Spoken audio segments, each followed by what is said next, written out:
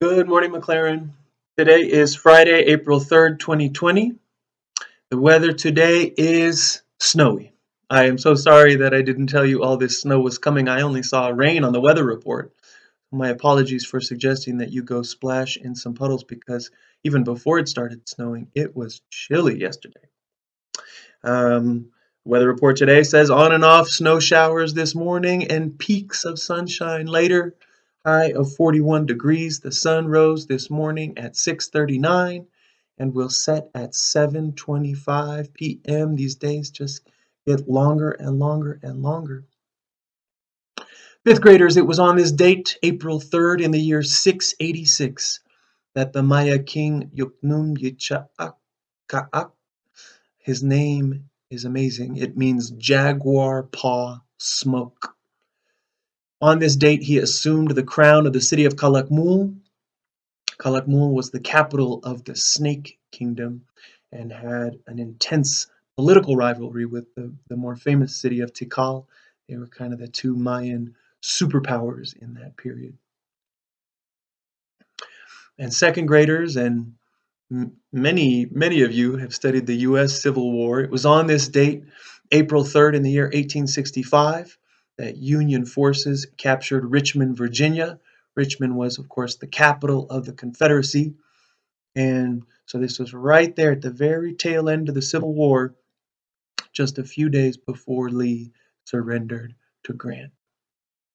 It was also on this date in the year 1968 that Dr. Martin Luther King Jr.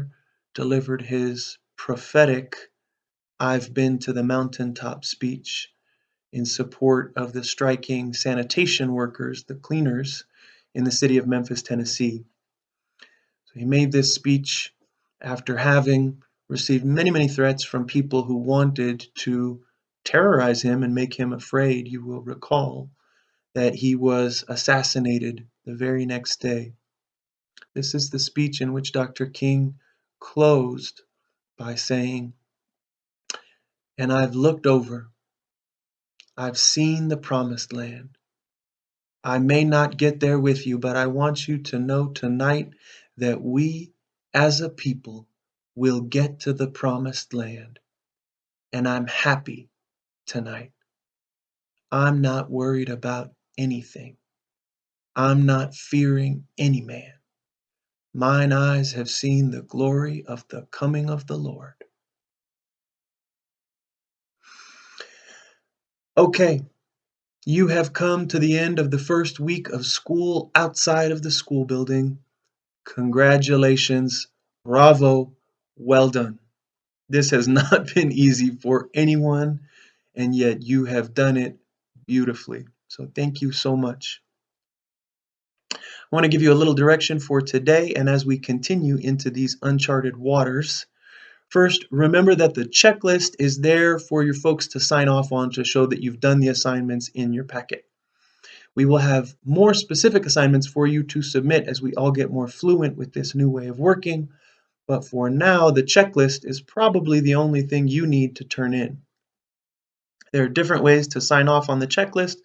Some of them, your folks can sign it digitally right there on the classroom page. Some may need to be printed off and signed on paper. If the teachers haven't already, they will at some point post directions for how parents can either scan that paper and turn it in or take a picture of it and submit that. Any of those ways is great. As we all get more and more familiar with and comfortable with this process, this will just get easier. We will all be pros at this soon. Meanwhile, I know many of you have been going to your classroom's office hours and your map teacher's office hours, and I want to really encourage you to do that if your computer or tablet or Chromebook is available at that time. This is a great time to ask questions about the lessons you're working on. It is also just a great time for you to see your friends, to say hello, to visit, to check in. Sometimes it can feel a little lonely and a little isolated for all of us. But you have to know we are all in the same boat. We are all out here doing the same thing.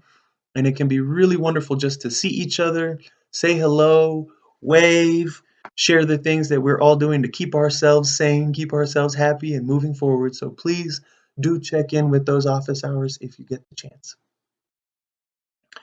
Okay, today I wanted to just quickly run through a few more math games that you can play with a deck of cards. Today we'll actually look at some cards, not just me pretending by drawing them on a whiteboard.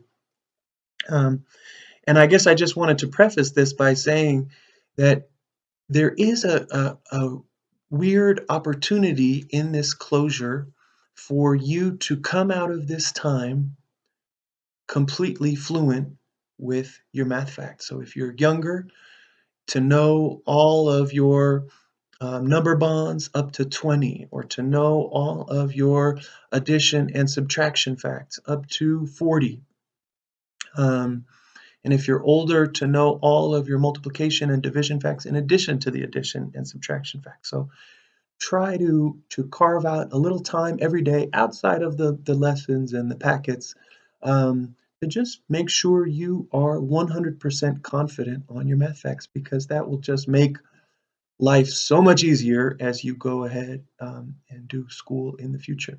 So couple of really fun ways to practice your math facts and just have fun are get a deck of cards and play against another person.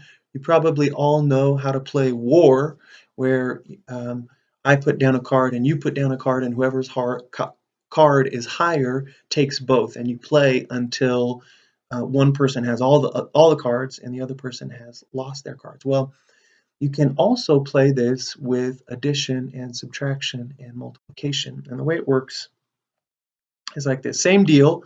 Um, we take a deck of cards, and I get half and you get half, and then we each put down two cards. So let's say I put down um, an 8 and a 3, and you put down a king and a 3. Well, if we're playing addition war, then I have an 11 and you have a 13. We'll treat our face cards as 10. So you win and you get all 4 cards. If we are playing subtraction war, 8 minus 3 is 5, 10 minus 3 is 7, so you win and you get all those cards. If we are playing multiplication war, 8 times 3 is 24, 10 times 3 is 30. So you win and you get all 4 cards. And what's great about this is it's sort of endlessly variable. You can play where you take out the face cards. You can play that aces are worth 1 or aces are worth 11. You can play, if you really want to challenge yourself, you can play with each person putting down 3 cards. So we could say, for example, um, we could say 8 minus 3 is 5, minus 3 more is 2. Or if we're playing multiplication, we could say 8 times 3 is 24, times 3 is 72.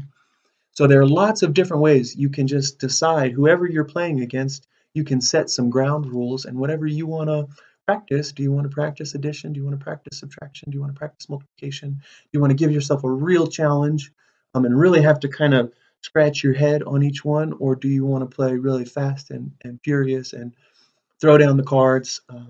Whatever is going to be most fun for you and most engaging, you should play that way. Okay, that's all I have for you today. Take heart, my friends. Keep tending to your victory gardens. Keep a pleasant schedule. Keep a good routine. Get fresh air and plenty of exercise. Try to go roll around in the snow today. Be a helper to your family. Please don't bicker with your siblings. If it is your birthday today, April 3rd, 2020, happy birthday. I hope you all have a day of kindness, friendliness, and peace. My friends, we are all in this together. We'll see you next time.